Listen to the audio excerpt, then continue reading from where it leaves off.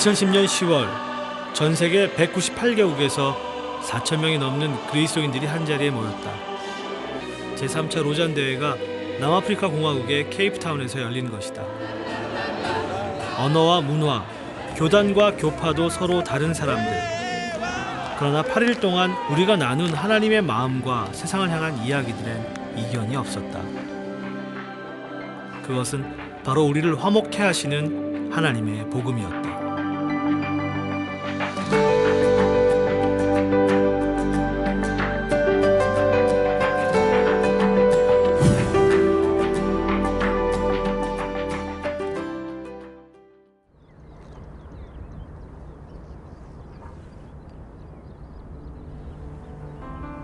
잔인한 인종분리 정책 아파르테이트가 최근까지 존재했던 남아프리카 공화국. 그러나 남아공 사람들은 파괴적인 갈등과 보복이 아닌 진실과 화해를 통한 새로운 역사를 선택했다. 그 기억과 유산이 여전히 살아있는 이곳에서 21년 만에 열리는 로잔 대회. 그것만으로도 이번 대회는 매우 의미심장하다. 더구나 이번 대회의 주제도 세상을 그리스도 안에서 자기와 화해하게 하시는 하나님이다. 그럼 케이프타운에서 열린 세 번째 로잔 대회의 현장으로 함께 가보자.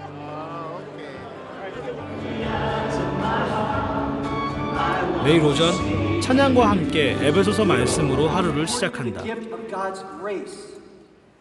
먼저 테이블 그룹별로 그날의 본문을 가지고 성경 공부를 한다.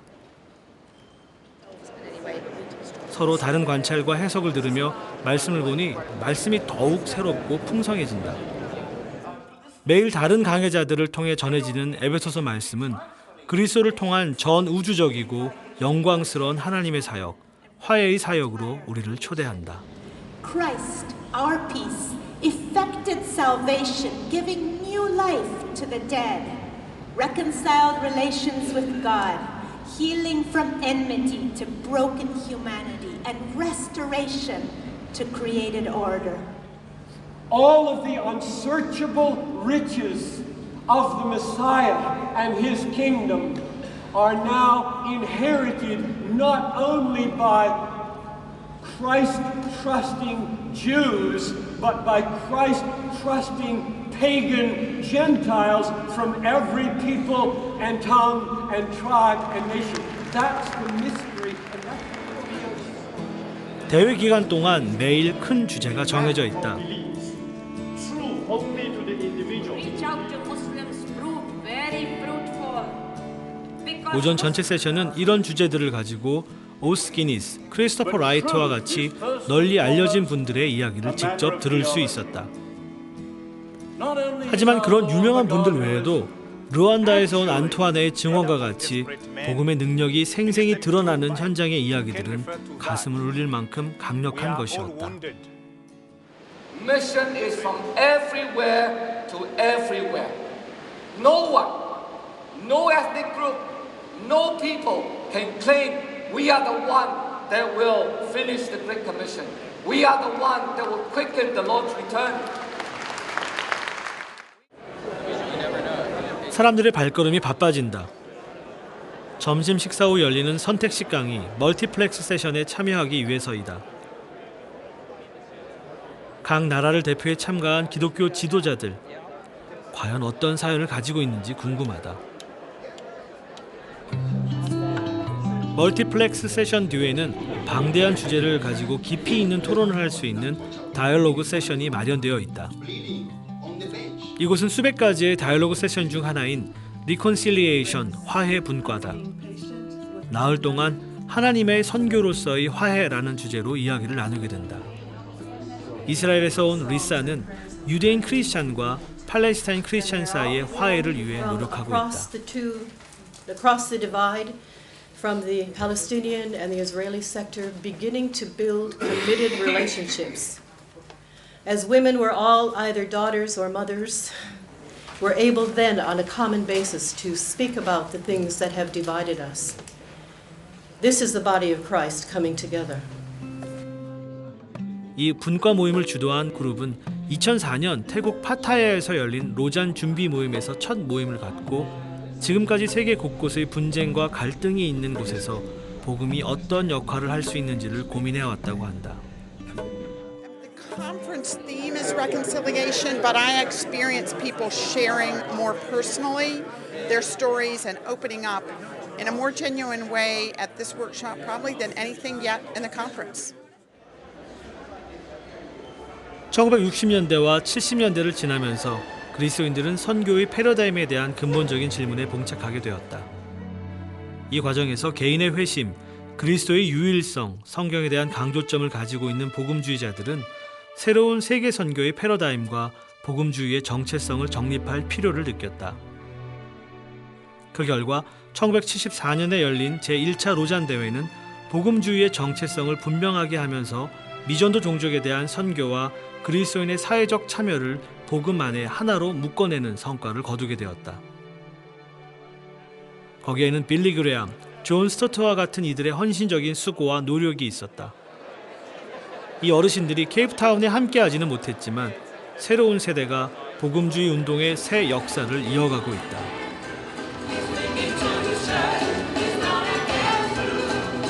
로잔 대회는 불변하는 진리의 말씀을 변화하는 시대적 상황 속에 도전하고 실천하도록 촉구해왔다. 매일 저녁엔 대륙별 프리젠테이션 시간이 마련됐는데 아프리카, 아시아, 중동, 남미 등 각 지역의 교회들이 처한 상황과 그들이 맞이하고 있는 도전을 세계 교회와 함께 나누었다.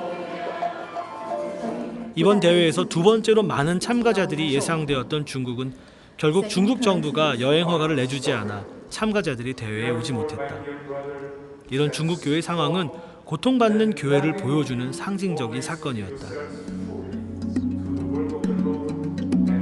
뿐만 아니라 여전히 남아있는 미전도 종족에 대한 선교적 과업, 심각한 HIV, 에이즈의 상황, 심화되고 있는 지구촌의 기아와 빈곤, 지속되는 전쟁과 정치적 갈등도 기독교인들의 응답과 참여를 요구하는 숙제로 남아있다. 세계화에 따른 경제 흐름과 이로 인한 도시화, 거대한 양극화 문제, 급변하는 IT 환경과 새로운 테크놀로지로 인한 소통의 변화, 이런 상황에 대해 복음주의자들은 어떻게 대답할 것인가?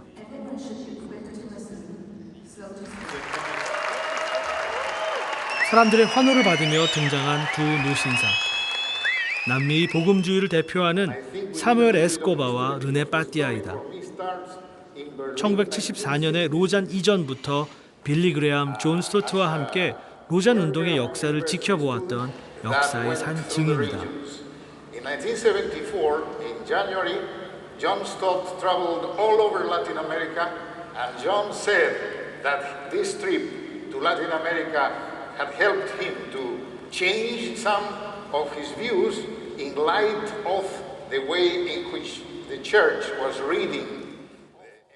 이들은 세 번에 걸친 로잔 대회를 통해 발전되어 온 복음의 통전성과 불변성에 대해 예언자적인 목소리를 들려주었다. Latin American missionaries now working in Africa, in Asia, in the Muslim countries, and that in many cases it is integral mission, it is holistic mission, it is mission done in the spirit of Lausanne, the only possible way to do mission in those places. What concerns the question of discipleship, Jesus did not send us to make converts.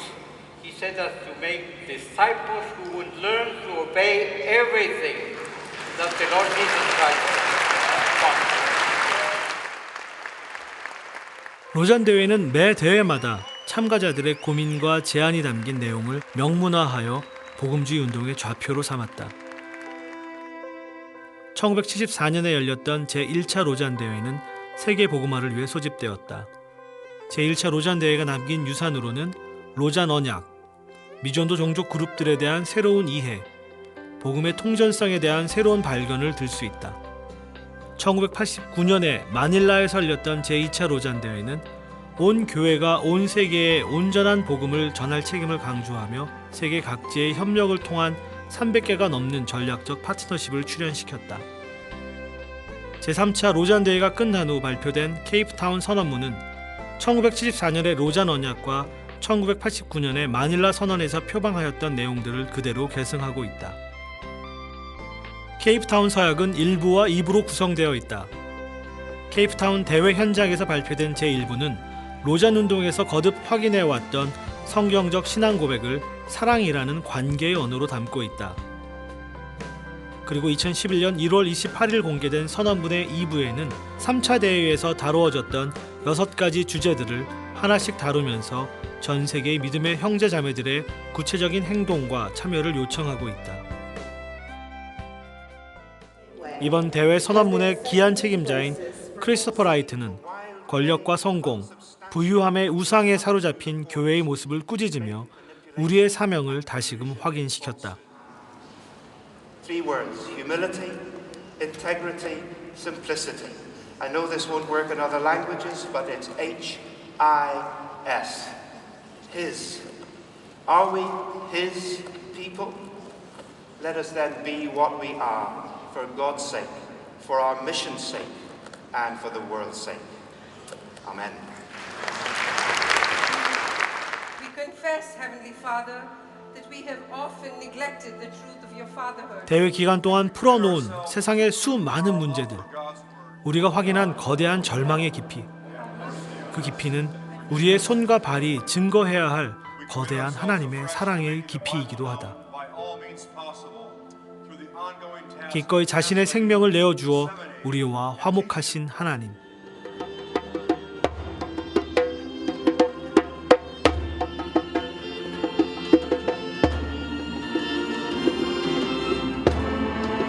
(21년) 만에 열린 제3차 로잔 대회의 마지막 순서는 성찬 예식이었다.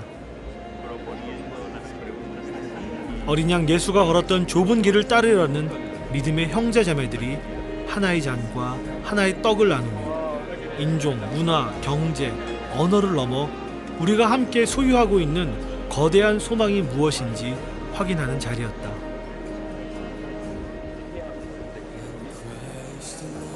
그날 우리가 함께 부른 노래들은 훗날 어디선가 다시 부르게 될 거대한 합창의 한 부분을 미리 불러보는 경험이었다.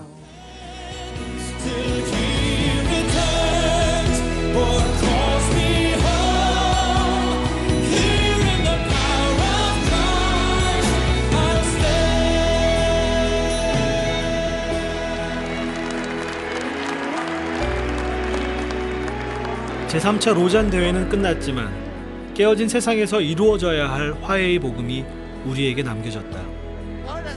다음 대회가 또 있을지, 언제 열리게 될지 알 수 없지만 그때까지 우리는 각자의 자리에서 맡겨진 사명을 감당하게 될 것이다. 세상을 그리스도 안에서 자기와 화해하게 하시는 하나님의 백성으로서 말이다.